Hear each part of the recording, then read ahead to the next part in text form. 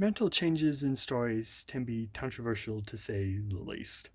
I mean, every time one comes up, you have 1,000 different opinions on it. And so I actually went back and, for the first time, read the kind of original story of one of the most consistent and kept mantle changes in comic books. Basically, when the original Robin became Nightwing. And I think it sort of crystallized for me why so many mantle changes are kind of hit or miss. And the reason is that he actually goes on a character arc. He doesn't just immediately go from Robin to Nightwing. There are actually issues in between that. He actually gives up being Robin. He's still a hero, but he isn't really doing the fighting up front. And so the thing is that he wants to do that because he doesn't want to be tied to Batman. He wants to become his own person. He's an adult, so he has to put off the costume he had as a child.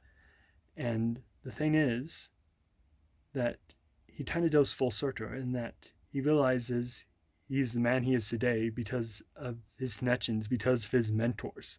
And it's not just Batman either, it's Superman, it's his parents, it's his friends, all those people, all those relationships have come together to mold him into the man he is at that day. And it's just sort of that crystallization that it's love and relationships in why he does it. So he takes up a costume designed after Batman and takes a name from Krypton's heritage. And so it's just sort of interesting that it's not about competing to prove himself better when he does it. It's not about trying to fill a loss where someone had a name but now is no longer there, or trying to share a name with someone else. It's not competing for space or whatever. It's basically taking up a name that had been used briefly by a mentor. And so he then becomes Nightwing and has pretty much stayed that unless they wanted to do an origin story or whatever.